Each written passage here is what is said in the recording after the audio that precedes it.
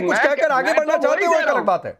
मैं तो कह रहा हूँ योगी जी जो कह रहे हैं कि सड़क पर नमाज नहीं होना चाहिए, एक बात का वो पोर्शन नहीं, वो तो पहले भी कहते रहे हैं। आज बात ये है कि शिफ्ट में पढ़िए नमाज, अगर संख्या ज्यादा है, सड़क पर नहीं तो दूसरा तरीका तैयार है। इस पर चर्चा हो रही है। समस्या नहीं, आप समस्या क्या है उत्तर प्रदेश के अंदर, वो कह रहे हैं कानून, बिल्कुल सही कह रहे हैं, कानून तो सबके लिए बराबर है, लेकिन इंसाफ बराबर नहीं है सबके लिए। अच्छा, हम इंसाफ कैसे बराबर करेंगे सबके लिए, वो बात नहीं हो रही। कानून तो सबके लिए एक है, इंसाफ भी तो बराबर होना चाहिए। अब अगर कोई घर के अंदर भी नमाज पढ़ लेता है तो उसके ऊपर भी कार्रवाई हो जाती है। कि हमने उत्तर प्रदेश के अंदर, बरेली के अंदर नहीं देखा, मुरादाबाद के अंदर हमने नहीं देखा। अरे आप बताइए क्या करेंगे। और घर में नमाज पढ़ने के लिए कहां मना किया भाई? अरे भाई लोगों के खिलाफ कार्रवाई हो गई। आप आदेश सो रहे हैं, दिखाइए कहां घर में नमाज पढ़ने के लिए मना किया। अरे भाई जिन अधिकारियों ने, आप मुझे दिखाइए ना, कहां मुझे दिखाइए। अरे आप ही के, अरे मैं आपको अभी दिखा दूंगा। हाँ दिखाइए, अभी आपको चैलेंज करता हूं, दिखाइए। हम कई बार चैलेंज करता हूं, पिछली बार दिखाइए। अब आप दिखाएंगे तब आपके पास आऊंगा। आप पहले आप दिखाइए, सही है जवाब। आप दिखाइए पहले। नहीं आप दिखाइए, तब तक नफीस भाई के पास जाता हूं। तब तक नफीस पर रुक जाइए, निकालिए ना, फिर आ जाऊंगा, इशारा करिएगा और क्या हो एग्जैक्टली वर्बेटम पढ़िएगा। नफीस, क्या इसमें गलत लग रहा है? आप लोगों का क्या विरोध है? क्यों भाषा गड़बड़ लग रही है, बताइए। सर देखिए, मैं बार बार कहता हूँ, ये देश कोई धार्मिक ग्रंथ या किसी भी बाबा से नहीं चलेगा, देश तो संविधान से चलेगा। योगी आदित्यनाथ जी का एक समाज के खिलाफ इस तरीके से बयान देना वो सही नहीं है। अच्छा। क्या योगी आदित्यनाथ ने आज तक ऐसा कोई बयान दिया कि हम रोड पर कांवड़ यात्रा नहीं होने देंगे? क्या उन्होंने कभी बयान दिया कि रोड पर किसी किस्म की पूजा नहीं होगी? आपको कहना चाहिए था कि रोड पर किसी किस्म का कोई धार्मिक गतिविधि नहीं होगी, इस चीज का हम सम्मान करते, पर आपने डायरेक्ट नमाज की बात कर ली। सर देखिए, पश्चिम बंगाल में भी शुभेंदु अधिकारी जी ने एक कानून को लागू किया है। उन्होंने कहा धर्म के आधार पर रोड में कोई जमावड़ा नहीं हो। और जब यह बयान आया, ज्यादातर जगहों पर ना कोई हिंसा हुई, ना कोई प्रोटेस्ट हुआ, छोटे मोटे जगह पर हमने कहा ठीक है, हम मस्जिद में ही नमाज पढ़ेंगे। पर सवाल क्या खड़ा होता है सर? बात है डिस्क्रिमिनेशन का।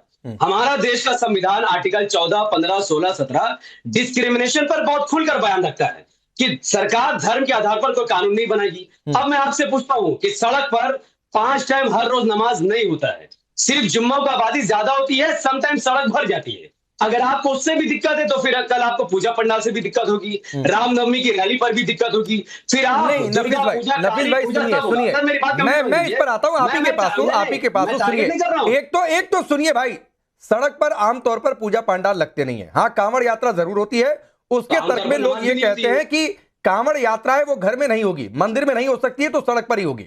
दूसरी बात है कि फिर जुलूस भी, मुहर्रम का जुलूस निकलता है, वो भी घर में नहीं हो सकता है, गार्डन में नहीं हो सकता है, तो उसके लिए भी सड़क है, उसके लिए भी व्यवस्थाएं होती हैं। तो ये बात है, आप मिला रहे हैं दोनों चीजों। नहीं मिला नहीं रहे। शुभेंदु अधिकारी जी ने पश्चिम बंगाल में जो कानून लाया उसको मैंने अच्छे से पढ़ा है और कई चैनल मैंने डिबेट भी किया। मैं उसमें साफ साफ लिखा है कि कोई भी धार्मिक गतिविधि सड़कों पर नहीं होगी। अब ये डिस्क्रिमिनेशन कैसे है वो मैं आपको समझा रहा हूँ। आप कह रहे हैं कि पूजा पंडाल सड़क पर नहीं लगेगी, आप कह रहे हैं नमाज नहीं होगी, आप कह रहे हैं जुलूस नहीं होगा, लेकिन वही कोई पॉलिटिकल रैली अगर चलेगी तो वो हो सकता है। ये डिस्क्रिमिनेट है। ये तो अलग तरीके की बात है। आप इसमें आप पॉलिटिक्स को घुसा रहे हैं, पॉलिटिकल रैली घुसा रहे हैं, तो जाइए PIL फाइल करिए कि भाई ये सड़क रोड शो ये सब ना हुआ करे। आप जाइए, कोर्ट कह देगा सही बात है, हटिए, सड़क पर से ट्रैफिक हटेगा। ये कौन सी बात हुई? अब आप पॉलिटिकल रैली को इसमें घुसा रहे हैं, ये बात नहीं है। शादाब भाई जी, मैं नमाज के लिए डिबेट ही नहीं कर रहा हूं। अरे फिर संविधान पर डिबेट कर रहा हूं। हाँ, तो संविधान पर ही डिबेट आ रहे हैं भाई। उसी संविधान ने शादाब राज्य की सरकारों को ये अधिकार भी दिया है कि कानून व्यवस्था के लिए जो जरूरी है, हाँ ये अलग बात है कि भेदभाव नहीं होना चाहिए, लेकिन कानून व्यवस्था के लिए जो जरूरी है वो करेंगे, ये अधिकार भी दिया है। मैं आता हूं जवाद भाई, आता हूं, पढ़ के सुनाइएगा। आता हूं, रुक जाइए, शादाब से ले लूं। एक उसके साथ शिफ्ट की भी बातचीत है जो जुमे का जिक्र कर रहे हैं, इसमें आपको कुछ गड़बड़ नजर आता है या सीएम योगी की बात सही नजर आती है? बिल्कुल सही कहा योगी आदित्यनाथ जी ने, और यही इस्लाम का तरीका भी है। हमारे यहाँ देहरादून में आप आएंगे तो हमारे यहाँ तो ईद की नमाज भी 2 मरतबा हुई, और जहां मैं ये कह रहा हूँ नमाज उलमाओं से आप फतवा मंगा लीजिए, रोड के ऊपर नमाज की इजाजत ही नहीं है, क्योंकि हकुल इबाद एक चीज है, इबादत के भी अहकाम है, उसके भी हक है। आप ऐसी किसी गंदी जगह नमाज नहीं पढ़ लेंगे, वहां गंदे टायर्स जाते हैं रोड पे, ऐसी कौन सी आफत आ रही है, 5 मिनट रुक के पढ़ लेंगे।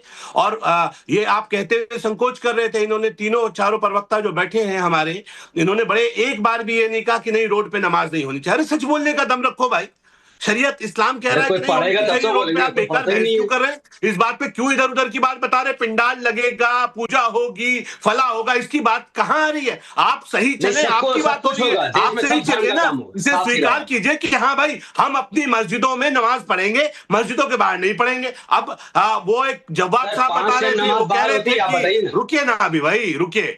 जवाब साहब कह रहे थे कि छत पे नमाज पढ़ने पे रोका। भाई तब अगर कहीं इमरजेंसी होती है और उसमें लगता है कानून व्यवस्था बिगड़ जाएगी तो कई बार पुलिस को कई चीजों को रोकना पड़ता है। उस बात को किसी को रेगुलर बेसिस पे नहीं रोका जा रहा। सच पे आइए, आप सच पे आएंगे तो अच्छी डिबेट होगी, जनता भी समझेगी। गलत चीज की पैरवी मत कीजिए, गलत चीज की पैरवी करने से आपका लेवल नीचे जा रहा है, लगातार नीचे जा रहा है। गलत चीज को जस्टिफाइड करने की जो कोशिश कर रहे हैं, ये मुसलमानों के लिए सबसे बड़ा नासूर बन रहा है। आपकी राजनीति चलती रहेगी लेकिन मुसलमानों को इसकी गंभीर। ठीक है, आऊंगा जवाब भाई, एक चंद्रमोहन जी से भी टिप्पणी ले लूं फिर आता हूं आपके पास।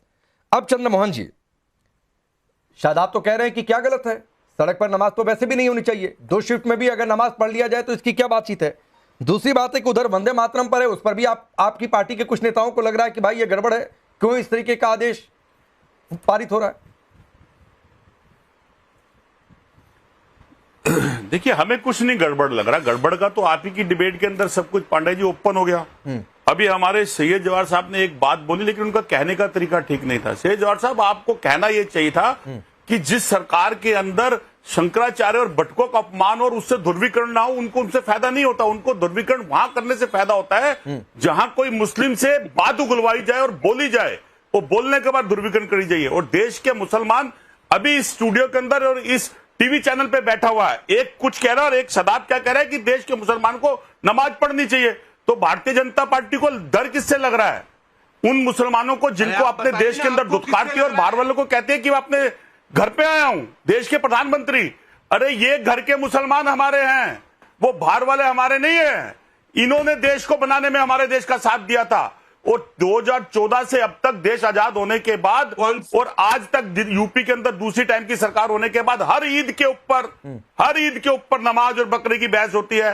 तो मुख्यमंत्री सूबे के क्या ईद खत्म होने के बाद सो जाते हैं? अब सुनिए, क्या वो बुला के सदाब जैसे, मुझे अच्छा लगता है कि अगर आप बात को फैक्ट से काटते, मुझे अच्छा लगता है कि जिस तरीके से यहाँ पर कुछ लोगों ने कुछ तर्क रखे, लेकिन आप वो नहीं करेंगे क्योंकि आप अपने आप को दोनों ओर खड़े दिखाना चाहते हैं। आप सही और गलत में फर्क नहीं करना चाहते हैं। अनिला जी कुछ कहना चाह रही है, मैं आता हूं। मेरे तर्क का आपके पास जवाब नहीं है। मैं दोनों तरफ नहीं खड़ा हूं। कौन से तर्क का? नहीं, आप दोनों तरफ खड़े होइए। जिस हालात मैं तो कह रहा हूं चंद्रमोहन जी, आप दोनों तरफ खड़े होइए। हिंदू मुसलमान को अलग करके मत देखिए, लेकिन सच गलत और जो गलत लग रहा है उसको तर्कों के साथ काटिए। मैं थोड़ी नहीं कह रहा हूं कि एक ही पक्ष में जाकर खड़े हो जाइए। अब अगर आदि शंकराचार्य का और भट्टों का अपमान हुआ तो ध्रुवीकरण नहीं हुआ ना, क्योंकि हिंदू इकट्ठा नहीं हुआ इस बात के लिए। तो मुसलमान के कहने से जरूर होगा, वो भारतीय जनता पार्टी को सीधा सा फायदा है। ठीक है, अनिला सिंह बोलिए, फिर जवाब आ रहा हूं आपके पास। अपनी कोरी अनिला सिंह रिप्लाई करेंगे। हर बार वो करवाती है इसे। आपसे बड़ा पैरोकार है क्या कोई राजनीति का? 2 मिनट में सर पे टोपी, 2 मिनट में साफा, 2 मिनट में खजूर से रोजा अफ्तारी, तुष्टीकरण की राजनीति तो आप करते हैं। और जब मुसलमानों के सर पे पड़ती है तब आप गायब हो जाते हैं, तब उनकी लड़ाई लड़ने के लिए आपके पास वक्त नहीं होता। जब राहुल गांधी जी गोल गोल घूम जाते हैं, वॉकआउट कर जाते हैं, तब संसद में बोलने के लिए शब्द नहीं होते। मुसलमानों की कौन सी लड़ाई लड़ी ये भी बता दीजिए जरा। ठीक है, अनिला सिंह बोलिए। जी बिल्कुल, मैं अभी जवाद साहब को भी सुन रही थी और चंद्रमोहन जी को भी सुन रही थी। इन लोगों को बहुत ज्यादा इनको लग रहा है कि जो शंकराचार्य अविमुक्तेश्वरानंद जी हैं उनके साथ बहुत जाति हो गई, बटुक जो है उनके साथ बहुत जाति हो गई, ये बोल रहे हैं, दोनों बोल रहे हैं। अगर मैं इनसे ये भी पूछ लूंगी ना कि चारों के चारों जो शंकराचार्य हैं कौन कौन सी पीठ के हैं, कौन से वेदों से संबंध रखते हैं, उसका उत्तर नहीं दे पाएंगे ये लोग बैठकर। अरे भाई चलिए, जवाद साहब तो एक दूसरे धर्म से आते हैं। चंद्रमोहन जी जो हैं ये बता दें, जिनके बारे में अविमुक्तेश्वरानंद जी के विषय में यहाँ पर बहुत ज्यादा आप किस संबंध रखते हैं, उत्तर नहीं होगा। दूसरी बात, राकेश सुन लीजिए, मैं जानती हूँ इन लोगों के कोरे चिट्टे किस प्रकार से ये लोग सांप्रदायिक राजनीति करना चाहते हैं। इन लोग सांप्रदायिक राजनीति जैसे ये करना चाहते हैं जगमोहन जी, मुझे अच्छी तरीके से पता है। चाहे वो खान साहब हो समाजवादी पार्टी के, चाहे शर्मा साहब हो कांग्रेस पार्टी के। और दूसरी बात मैंने सुना, अरे यहाँ के मुसलमानों से, यहाँ के मुसलमान जिन्होंने आजादी की लड़ाई लड़ी है उनके साथ रहो, वो आपके अपने हैं। आप बिल्कुल ठीक कह रहे हैं। तो नेक दिल है, जो राष्ट्रवाद के साथ खड़ा हुआ मुसलमान है, वो उसके लिए हम भी खड़े हुए हैं। परंतु अगर कोई ये कहे कि वो मुसलमान जिन्होंने मेरठ राइट किया, भिवंडी राइट किया, मुंबई राइट किया, हैदराबाद राइट किया, सूरत राइट किया, दिकांगा राइट किया, धुले राइट किया, भरतपुर राइट किया, मुजफ्फरनगर राइट किया, और आपके मुसलमानों के साथ मैं आगे बढ़ता हूँ सर, सुनिए। यहाँ का मुसलमान, यहाँ का हिंदू, यहाँ का सिख, यहाँ का ईसाई, सबने इस देश के लिए अपना योगदान दिया है सर। तो प्लीज इस डिबेट को दूसरी ओर मत लेकर जाइए। सैयद जवाद, आप बोलिए। जी देखिए राकेश भाई, आपने मुझे चैलेंज करा था कि आप एक भी ऐसी घटना दिखा दीजिए। भाई बरेली के अंदर भी घटना थी, अभी इसी मार्च की घटना।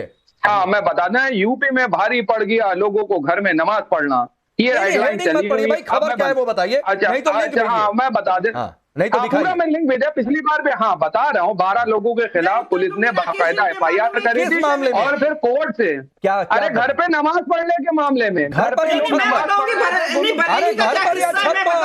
बोल रहे हैं बैठ। नहीं, घर पर या छत पर, मैं असलियत बताती हूँ। घर पर या छत पर, मुरादाबाद में। नहीं, घर का ही मैं बताती हूँ। अनिला जी बता रही हैं, अनिला जी बता रही हैं। एक मिनट जवाद भाई, आप ही दोनों के पास हो। अनिला सिंह बोलिए। यहाँ पर जवाद साहब सुन लीजिए, बरेली का जो आप किस्सा बता रहे हैं कि घर पर जो नमाज पढ़ने से रोका गया, पुलिस आ गई थी, क्योंकि वो जो घर था जहाँ नमाज अदा कर रहे थे, उसकी जो मालिकन थी उसने शिकायत करी पुलिस थाने जाकर कि ये मेरी प्रॉपर्टी है, मेरे बगैर इजाजत के ये लोग घुसकर इलीगली वहाँ पे नमाज पढ़ रहे हैं।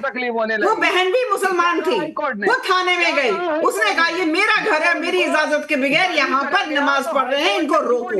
तब पुलिस गई है उनको रोकने के लिए। अरे क्यों झूठ बोलते हैं आप लोग? मेरी जो मेमोरी है ना बहुत तेज है जवाद साहब। यूपी मेरा घर है, मेरा प्रदेश है, यहाँ की कोई भी घटना निकाल लेंगे आप, मुझे याद रहती है। झूठ ना बोला करें, आपको याद नहीं होगा। झूठ ना बोला। देखिए आपको क्या क्या, अबे आपको, हाँ झूठ बोलने की सारी जिम्मेदारी भाजपा की, हमारी थोड़ी ना है, वो आपकी दूसरी सबसे बड़ी बात कह रहा हूँ। वो ठेका तो आप लोगों को दिया हुआ है, हर बात प्लाकार्ड लेके खड़े। मैं बेचारा भाजपा का मारा, मैं मुसलमान ये करते करते हम जो है ना 80 साल पूरे कर लेंगे आजादी के। अब तो छोड़ दीजिए। नहीं, एक मिनट, अब इस देश को अपना देश मान लीजिए। सनातन के अपमान जो है भाई, उसके बाद तो ब्राह्मण है, बाल खींचते जाएंगे, उसमें खामोश है। शंकराचार्य को अपमानित करा। ठीक है, एक मिनट रुकिए। तारिक खान कुछ कहना चाह रहे हैं, बोलिए तारिक भाई, बोलिए तारिक भाई। सैयद जवाब मैं आ रहा हूँ, आपकी एक बात का एक मिनट सैयद जवाब, घटना को कोट किया, उसको अनिला सिंह ने कहा कि वो महिला ही मुकर गई थी, कि उन्होंने शिकायत की थी। इसका कोई तर्क हो तो आप मुझे जरूर बताइएगा। ना मैं दे रहा हूँ। हाँ दीजिए, निकालिए, तब तक तारिक खान कुछ कह रहे हैं। देखिए, अभी किसी साथी प्रवक्ता ने कहा कि किसी ने भी, जो लोग यहाँ बैठे हैं 3-4 लोग, उसने ये नहीं कहा कि सड़क पे नमाज नहीं होनी चाहिए। नहीं, समाजवादी पार्टी का क्लियर स्टैंड है कि सड़क पे नमाज नहीं होनी चाहिए। बात खत्म, फिर क्यों? कोई भी आवागमन बाधित नहीं होना चाहिए, क्लियर कट स्टैंड है, क्लियर कट स्टैंड है। लेकिन अब एक बात और डिस्कस करते हैं कि सड़क पे नमाज होने से रोड जाम हो जाती है, लोगों को तकलीफ होती है, टैक्स पेयर्स को तकलीफ होती है। क्या हम कभी डिस्कस करेंगे जो वीआईपी कल्चर के लिए वीआईपी मूवमेंट होता है, 20 घंटों के लिए लोगों का रोका जाता है, कभी 20 मिनट 25 की सरकार थी तब याद तो लोग रुकते हैं। चुप रहिए आप, आपसे नहीं, सरकारों में याद नहीं। एक शादा भाई आने दीजिए तारिक खान की बात। क्या इस पे राकेश भाई, क्या इस पे ये सरकार डिस्कशन करेगी पार्लियामेंट में कि जो वीआईपी कल्चर की वजह से घंटों तक, कभी 20 मिनट मैं खुद खड़ा रहा, वीआईपी मूवमेंट और सभी के लिए होता है, सभी के लिए। अब सुनिए तारिक भाई, हम इस पे डिस्कस करेंगे ना, तो मैं आपको एक बात बता रहा हूं। तारिक भाई सुनिए, मैं आपकी बात से सहमत हूं। तारिक खान, मैं आपकी बात से सहमत हूं। तो एक काम करिए, पहले अपनी पार्टी में कंसेंसस बनाइए। अभी भी अखिलेश यादव जी का मूवमेंट होता है, तो ऐसा तो नहीं कि उनके लिए ट्रैफिक रेस्ट्रिक्शंस नहीं होती हैं। दूसरी बात, पूर्व मुख्यमंत्री होने के नाते दूसरी बात है कि जब सरकार में थे, जब मुख्यमंत्री थे, तब भी ट्रैफिक रेस्ट्रिक्शन बतौर मुख्यमंत्री का जो प्रोटोकॉल है तब लागू हुआ। ऐसा तो नहीं कि छोड़ दिया गया था। और ये सभी के साथ होता है भाई, चाहे आपकी पार्टी सरकार में रही हो, बीजेपी रही हो, कोई भी पार्टी रही हो, तो ये पहले आप लोग अपने में कंसेंसस बनाइए और सभी पॉलिटिकल पार्टी मिलकर कह दें कि हमारा मुख्यमंत्री, हमारा प्रधानमंत्री, कोई चलेगा सड़क पर नहीं, सब ट्रैफिक उसी तरह आता जाता रहे। ये एक अलग तरीके की चर्चा है तारिक भाई, इसको इसमें मिलाने की कोई जरूरत नहीं है। नहीं, मैं जवाब दूं, 10 सेकंड में जवाब दूं। प्रधानमंत्री मोदी ने जवाब दिया, 10 सेकंड में जवाब दूंगा। बोलिए। तो टूटू लाल 10 सेकंड में जवाब दूंगा। 10 सेकंड दीजिए। मैं ये कह रहा हूँ, ठीक है, मैं ऐसा जो आपका कहना है वो भी बात आपकी जायज हो सकती है, जब सरकार ये कह दे कि हम इस मसले पे कुछ नहीं करेंगे। आपकी सरकारें होती, सरकार कह दे हम कुछ नहीं करेंगे, सरकार कह दे, केंद्र सरकार कह दे, राज्य की सरकारें कह दे हम तो यूपी की बात करेंगे। नहीं, देखिए मैं उसको बहुत हद तक गलत भी नहीं मानता हूं। इस देश में सीएम की पोस्ट हो, पीएम की पोस्ट हो, कुछ सिक्योरिटी को लेकर कंसर्न होते हैं तारिक भाई, आप रहने दीजिए, ये एक अलग तरीके का विषय है, उसको इसमें मत मिलाइए। विषय इंपॉर्टेंट है, जनता परेशान होती है। क्या जनता परेशान होती है? क्या चीज? विषय इंपॉर्टेंट है, जनता को परेशानी होती है। बिल्कुल सही बात है, जनता परेशान होती है। कौन जनता परेशान हो रही है उस, लेकिन दोनों अलग अलग विषय है कि सीएम और पीएम का मूवमेंट हो तो ट्रैफिक ना रुका जाओ, ट्रैफिक चलता रहे, तो ये एक अलग तरीके की चर्चा है। तो फिर आप वही कह रहे हैं तारिक भाई, मुझे पता है कि आप इस टॉपिक को फिर डिरेल करना चाहते हैं। मैं आप अलबत्ता इस पॉइंट को लाकर आप इसको फिर डिरेल करना चाहते हैं, तो मैं उधर जाऊंगा नहीं। ये बार बार इस डिबेट में कोशिश हो रही है। मैं कह दिया कि सैयद जवाद बोलिए, मैंने आपको 30 सेकंड दिया था। देखिए बिल्कुल सही कहा आपने, जिस रिपोर्ट की बात करी, आपका नंबर जो है मैं राजीव को एक बार फिर से सेंड कर देता हूं। पिछली बार भी मैंने राजीव को सेंड करी थी, बता दीजिए, शायद वो मैं बता दे रहा हूँ। उसके लिए तमाम पॉलिटिशियन ने जो है उसको ट्वीट भी करा है, आपके सामने भी है। और जो है ये रिपोर्ट जो है सत्य हिंदी ने भी छापी है। अरे बता दीजिए क्या है भाई, मैं अनिला सिंह से उस पर रिप्लाई ले लेता हूं। सैयद जवाद, मैं वही कह रहा हूं। घर में सामूहिक नमाज पढ़ने पर की गई कार्रवाई, 12 लोगों को लिया हिरासत के अंदर। पूछा गया कि खाली घर में नमाज क्यों पढ़ी जा रही है, बताइए साहब, इसलिए हिरासत में ले लिया। ये है पूरी रिपोर्ट। बताइए अनिला जी बताइए, जवाब दीजिए। मैंने बताया राकेश जी, मैंने इसीलिए ये जो रिपोर्ट लिखाई थी वो उस जो मकान है उसकी मालकिन खाली मकान